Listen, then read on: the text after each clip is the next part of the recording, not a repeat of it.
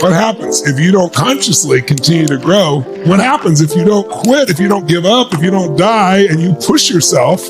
You're going to grow and you go on the journey of growth. And then what it is, it's a call. It's always a call. And the quicker you take the call, the quicker the pain goes away, because the suffering is the pain.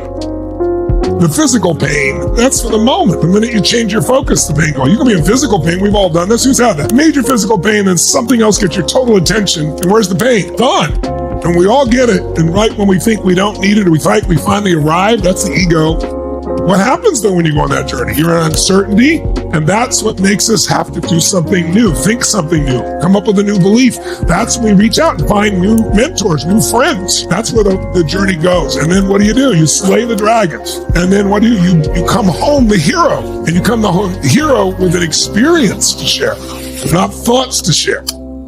Progress is happiness. And you can make progress on anything. You don't have to be there. When you get there, how good do you feel? You feel great for how long? A minute, a month, a year, 6 years, 10 years? Hell no. Most people somewhere between 6 hours and maybe 6 months, usually 6 weeks at max. Because we're called to grow again. And I also want you to know, when you think about your life, if you look at the stages of your life in your 20s, it's a stressful time. It's an exciting time though, because you think you're invincible, right? Because you don't have any idea of age or stage. You know you're going to be president of the United States and a multi-billionaire and have 100 relationships simultaneously, and everybody's going to love it. But then you get to your 30s for that small group in their 30s, and that's usually the most stressful time. 30s to early 40s, mid 40s for some people. And the reason is everyone's different. The racetrack of life is the same. Everyone ages. You got every age, every stage, every kind of value system, everything you can imagine. Because the one common denominator that people come here is when they want to grow. It's because they got pain and they want to get out of it,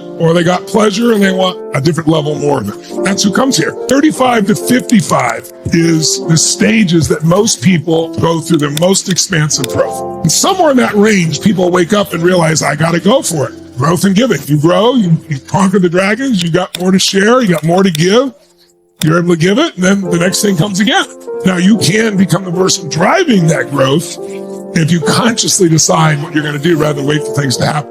A life without growth is a dead life. Progress equals happiness. So if we go backwards because of our desire for comfort, to meeting those basic needs of comfort, certainty, predictability, consistency, then what happens is we shrink instead of grow. And if we do that, it's only a matter of time for another big problem shows up to call us out of that. Where is all your passion?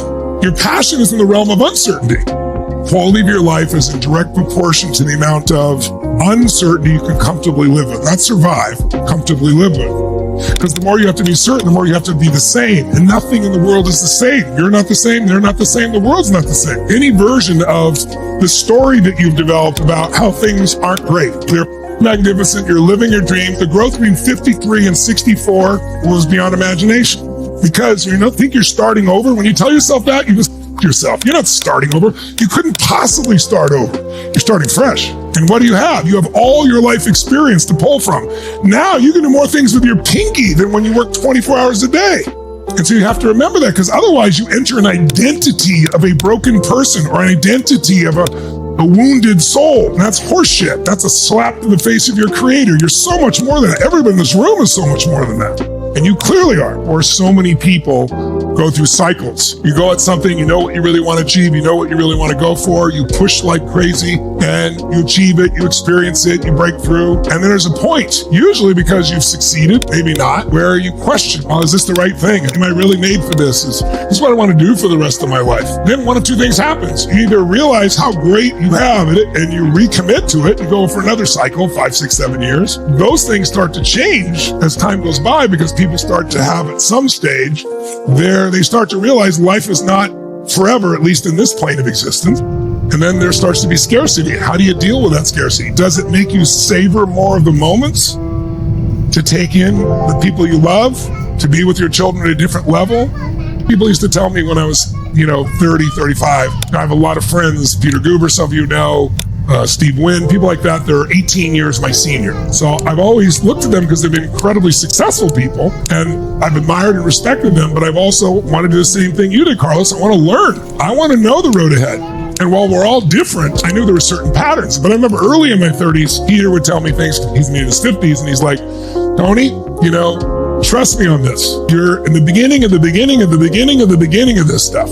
And he said, you're going to think when you turn 40, they're like, oh my God, it's the end. I said, oh, no, I hear about that midlife crisis bullshit. That'll never happen to me.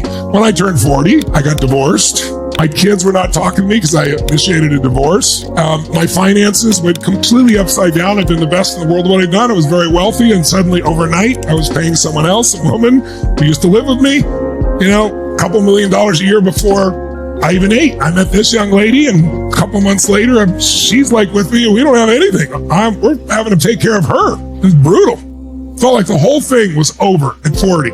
I also felt like I can't go at this pace anymore. I cannot push this hard. But I remember it's like us together, and it was just like, okay, everything else is upside down, but this was so beautiful and solid. And that's what helped me, at least, and us, to grow through those stages. I'd say 53, at least for me, early 50s to now, the most growth in my life beyond anything, and the happiest time of my life beyond anything I've ever dreamed of. I'm living my greatest life right now. I'm living beyond whatever I dreamed of right now. I'm living the most amazing life a human could imagine. I'm living a blessed life. Yes, I've done my part, but I'm living a blessed life right now. I don't need another thing in my life. I don't need another victory. I don't need another person to say, wow, thank you, changed my life. I don't need any of that. I love it all. It's all beautiful, but I don't need a damn thing. Everything is magnificent. If you start with everything's magnificent, then everything else is just a game. What are the things that matter most, but they're not life and death anymore? Because when you get to a certain stage, and many of you are there right now, you know what I'm talking about. I could read it in your forms. I could feel it in my experiences talking with you last night. It's like you know who the you are now. There's a stage, you know who you are, and you know what you stand for. And people can take all your things, and they can't take away who you've become as a man or as a woman. We've accomplished more, done more, shared more, helped more people, done more things in between it all than I can ever remember doing in any 4-month period of time. And if I wasn't like using my RPM and each week capturing, like at the end of the week, half the shit I can't remember. I have to write it all down like, oh, it's the most amazing week I could imagine. Until next week. So I hope one of the things I hope you'll do is put life in perspective, because without perspective, you live here. And it's great to live here in terms of present, but it's also great to step out of the present sometimes and get perspective on where you are on the racetrack of life. And that when you got something like a cancer, of course it'll produce fear and so forth, but it could be the greatest journey of your life. And that's, I think, the true power of a diagnosis is it wakes you up to this moment. It wakes you up to the miracle. It wakes you up to possibly what you missed the moment before. It isn't just about treating the X, treating the disease. It's actually about remembering and falling in love with living again. That is more profound than you even know. So as you enter these phases, each of you, different stages of life, first of all, know if you're in that 45 to 65 range, you're in the biggest power of your life, financially, emotionally, physically. If you take care of yourself, it's a call. And the quicker you answer the call, the faster the pain disappears. There's no suffering when you're moving forward. You don't experience life. You only experience the life you focus on. Whatever you focus on, that's what you experience. And it's how we focus. Just realize your state changes the minute you change your focus. I ask you what's magnificent in your life. You answer it sincerely. You write it down. The other thing you just did is you stacked. If you thought of one thing was magnificent, it might come in and go out. But if you do another and another and another and another, and all of a sudden your biochemistry changes. That's why you teach the emotional flood. That's basically what you're doing. You make your whole life so stressed, you make it harder to solve. It's all solvable. Everything in the planet that we have a problem with, humans created so humans can solve. And everything that's a problem in your life, you've created by decisions you've made. Oh yeah, but this person took advantage of you. Yeah, but you invited them in your life. Brought them there for a lesson. Get the lesson and move on. Let go of the emotion. But you have to create a compelling future. You can't be living in the past. You learn from the past and move the on and create that future. Everything changes when you're willing to constantly initiate in spite of fear. Decision made from fear. You've heard me say it a million times. It's almost always the wrong decision. Not always. Sometimes fear serves us. Of course, everything has a benefit, but living in fear doesn't. And living in pain and living in shame absolutely doesn't. And now if I looked at your life and said, is there something to be shameful here? I'd say, he's healing his family. He's brought together a better life. Wow, I think this guy's probably going to be a better father having gone through all this. So wake the f up. You're doing this because you're playing a game of either or. What have you learned in decision making that I teach from the very beginning? Know your outcomes and then have lots of options, because one choice is no choice. Two choices is dilemma to it. You'll remember who you are a bit more.